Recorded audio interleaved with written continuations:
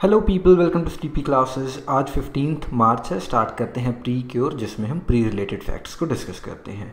तो आज के वीडियो में हम electoral bonds, global terrorist, wild life trust of India and climate vulnerability index of India के बारे में पढ़ेंगे। एंड जैसे कि आपको मालूम है कि यूपीएससी प्रीलिम 2019 के लिए हमारा crash course as well as test series दोनों अवेलेबल हैं एट ₹999 एंड HCS के लिए भी हमारा कोर्स अवेलेबल है at ₹1694 excluding taxes of course.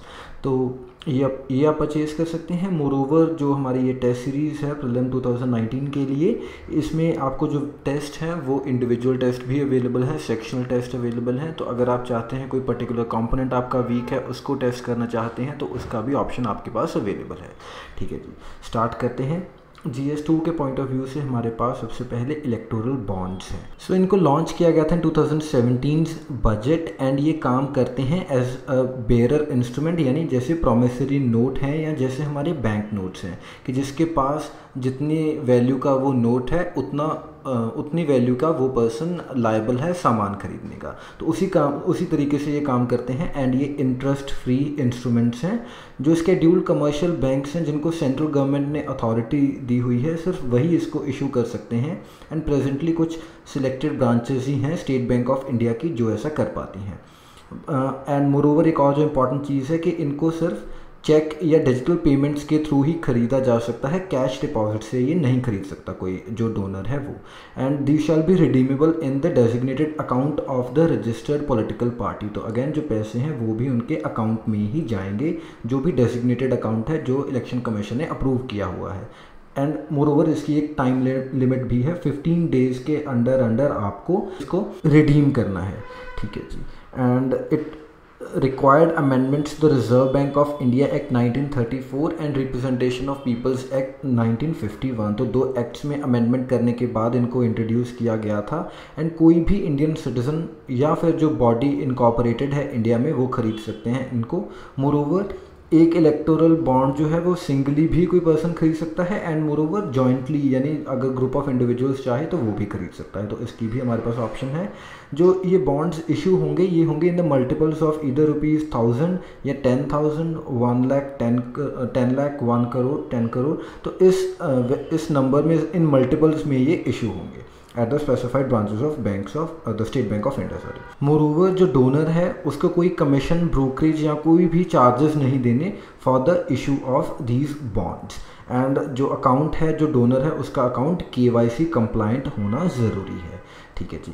तो कुछ कंडीशंस भी हैं फर्दर आगे, जैसे सारी पॉलिटिकल पार्टीज़ नहीं रिडीम कर सकती इन बॉन्ड्स को, या सभी पॉलिटिकल पार्टीज़ को डोनेट नहीं कर सकते। सिर्फ वही पॉलिटिकल पार्टी जो रजिस्टर्ड है under section 29A of the representation of peoples act and जिन्होंने लास्ट लोकसभा या स्टेट इलेक्शन में एटलीस्ट 1% वोट्स पोल्ड सिक्योर की हैं, सिर्फ उन्हीं पॉलिटिकल पार्टीज़ के वेरीफाइड अकाउंट में ही जो पैसे हैं वो ट्रांसफ़र किए जा सकते हैं, बाकी पार्टीज़ के अकाउंट में नहीं।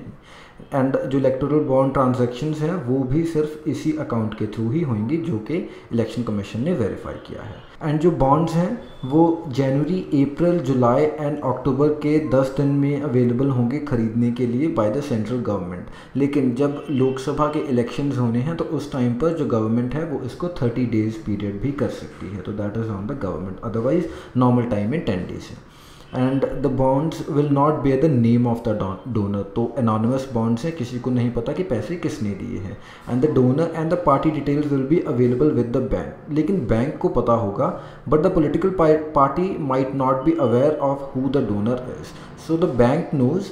एंड अगर कोई ऐसी क्रिमिनल प्रोसीडिंग्स आती हैं इस तरह की, तो जो कोर्ट ऑफ लॉ है वो डिमांड कर सकते हैं for these details, otherwise these details are not available in the public domain. And intention क्या है कि जो डोनेशंस हैं उनको अकाउंट करें banks in their balance sheets. And moreover थोड़ी ऐसे अकाउंटेबिलिटी की बात बढ़ाई जा रही है, प्रेजेंट की जा रही है। लेकिन जो क्रिटिक्स हैं इनफैक्ट वो उल्टा कह रहे हैं कि आपने थोड़ा कोर्सिव बना दिया इस चीज़ को, क्योंकि जो रूलिंग पार्टी है it can get the details by hook और बाय क्रुक। एंड इसीलिए जो ऑपोजिशन है उनके लिए थोड़ा मुश्किल हो गया है। बट एनी हाउ कंटिन्यूइंग, तो मोरोवर जो एक और प्लस पॉइंट क्या है कि जो डोनर हैं उनको भी टैक्स में डिडक्शन मिलेगी एंड जो पॉलिटिकल पार्टी है उनको भी टैक्स एग्जम्पशन मिलेगी। नेक्स्ट हम बात करते हैं ग्लोबल टेररिस्ट की।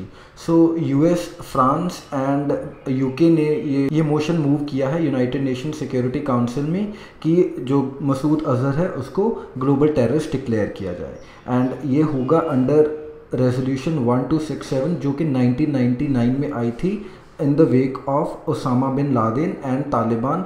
इनको टेररिस्ट ऑर्गेनाइजेशंस डिक्लेयर किया गया था इन 1999, ठीक है जी। एंड जो सैंक्शंस कमेटी है उसके पास पावर है कि वो इंडिविजुअल्स को या फिर ग्रुप्स को ग्लोबल टेररिस्ट डिक्लेयर कर सकती है एंड उनके ऊपर जो सैंक्शंस हैं वो इम्पोज कर सकती है। एंड इनमें अगर ग्लोबल टेररिस्ट सपोजिटली डिक्लेयर होता है तो उस केस में होगा क्या, 3 चीज़ें हैं। एक तो असेट फ्रीज हो जाएंगे, तो जो सभी मेंबर स्टेट्स हैं यूनाइटेड नेशंस की, वो अगर उनके नेशन में कोई भी उस ग्लोबल टेररिस्ट ग्रुप का या इंडिविजुअल के कुछ असेट्स हैं, फाइनेंशियल असेट्स हैं, इकोनॉमिक रिसोर्सेज हैं, जो भी कुछ है उनको फ्रीज कर दिया जाएगा। मोरोवर उस पर्सन या उस ग्रुप के मेंबर्स के ऊपर ट्रैवल बैन लगा दिया जाएगा एंड अगर वो एंटर करने की या ट्रांजिट कर रहे हैं किसी की भी टेरिटरी से तो they can get arrested. Moreover जो वीज़ा वॉच लिस्ट होती है नेशन की या नेशनल जो वॉच लिस्ट है उनमें भी उनका नाम रख दिया जाएगा। नेक्स्ट क्या है, आर्म्स फ्रीज है टू प्रिवेंट द डायरेक्ट और indirect supply, sale and transfer of arms to the listed individual, ताकि उनको जो हथियार है वो भी ना मिल पाए, ठीक है जी। आगे बढ़ते हैं। GS3 के पॉइंट ऑफ व्यू से हमारे पास wild life trust of India है जो कि एक रजिस्टर्ड चैरिटी है इंडिया में एंड 1998 में बनाई गई थी in response to the rapidly deteriorating condition of wild life in India, ठीक है जी। एंड जो लीडिंग इंडियन ऑर्गेनाइजेशन है प्रेजेंटली ये नेचर को कंजर्व करने में हेल्प कर रही है, दूसरी जो हमारी government as well as NGOs हैं उनकी, दोनों की। एंड इसका काम क्या है बेसिकली, अगर हम हिस्टोरिकली देखें तो they were very instrumental in the protection of whale sharks in Gujarat, hoolock gibbons हैं अरुणाचल में उनकी प्रोटेक्शन, मोरोवर जो मैंग्रोव फॉरेस्ट हैं केरला में उनकी रिस्टोरेशन में भी बहुत ज़्यादा हेल्प की wild life trust of India ने। इसके बाद एलिफेंट डेथ्स जो होती हैं उत्तराखंड में, उनके केस में भी प्रिवेंट करने के लिए जो वाइल्ड लाइफ ट्रस्ट है वो इंस्ट्रूमेंटल रहा।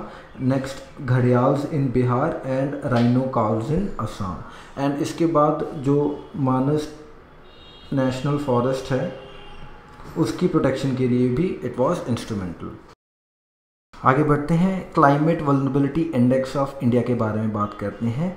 तो जो IITs एंड IISc यानी इंडियन इंस्टीट्यूट ऑफ साइंस, इनके रिसर्चर्स ने मिलकर ये एक climate vulnerability index of India बनाया है जिसमें इन्होंने कुछ जो हमारी हिल स्टेट्स हैं उनको एज अ सब्जेक्ट मैटर रखा, जिसमें असम, मणिपुर, मेघालय, मिज़ोरम, नागालैंड, त्रिपुरा, अरुणाचल प्रदेश, सिक्किम, वेस्ट बंगाल के जो हिल डिस्ट्रिक्ट्स हैं वो हिमाचल प्रदेश एंड उसके बाद उत्तराखंड एंड जम्मू एंड कश्मीर। तो these are the subject states and इन्हीं का इन्होंने वल्नरेबिलिटी इंडेक्स बनाया based on the district level data. तो इन्होंने वल्नरेबिलिटी को डिफाइन कैसे किया, जो भी इनहेरेंट रिस्क हैं जो कोई डिस्ट्रिक्ट फेस कर रहा है primarily due to the virtue of its geography या फिर उनके जो सोशो इकोनॉमिक सिचुएशन है, कंडीशंस हैं, उनकी वजह से जो भी कुछ रिस्क वल्नरेबिलिटी के जो वहाँ के लोग फेस कर रहे हैं उनको इन्होंने पैरामीटर बनाया। एंड इसमें 8 जो ब्रॉडर पैरामीटर्स क्या रखे, एक तो परसेंटेज ऑफ एरिया कितना है डिस्ट्रिक्ट्स में अंडर फॉरेस्ट, उसके बाद yield variability of food grain, तो फूड ग्रेन्स का भी ध्यान रखा गया, population density, literacy rate female का कितना है and infant mortality rate. Next we have is percentage of population below poverty line and एक एवरेज मैन डेज ड्यूरिंग मनरेगा and finally the slope the area under slope that is greater than 30%। तो इन सब चीज़ों को मद्देनज़र रखते हुए जो वल्नरेबिलिटी का इंडेक्स बनाया गया रेंजिंग फ्रॉम 0 to 1, जहाँ पर 1 इंडिकेट कर रहा है सबसे ज़्यादा वल्नरेबिलिटी।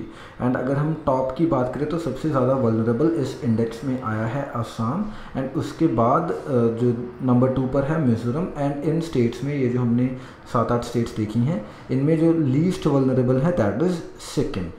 एंड ये कोई ज़रूरी नहीं है कि जैसे असम के केस में अगर हम देखें कि सारे डिस्ट्रिक्ट्स ही इक्वली वल्नरेबल हैं। जैसे कुछ डिस्ट्रिक्ट्स उत्तराखंड के इवन जो असम का लेवल है ओवरऑल लेवल उससे भी ज़्यादा वल्नरेबल है। तो ऐसा कोई पैरामीटर नहीं है, लेकिन ओवरऑल बात कर रहे हैं हम। एंड इनफैक्ट जो वल्नरेबिलिटी के फैक्टर्स हैं जो कंट्रीब्यूट कर रहे हैं वो अलग अलग स्टेट्स में डिफरेंट हैं। जैसे अरुणाचल के केस में जो की फैक्टर हैं वो है low female literacy and high percentage of population below BPL, जबकि नागालैंड के केस में जो फॉरेस्ट कवर है उसका loss, steep slope and high yield variability, तो ये सब फैक्टर्स अकाउंट कर रहे हैं वल्नरेबिलिटी के पॉइंट ऑफ व्यू से। एंड इसके एक स्टेप आगे अब department of science and technology ने भी एक स्टडी कमीशन की है कि जो हमारे जो स्टेट्स हैं इंडिया के उनके क्लाइमेट रिस्क जो भी फेस कर रहे हैं वो उनको असेस करेगी। ठीक है जी, so that is all. Thank you for watching. मिलते हैं कल। Bye bye.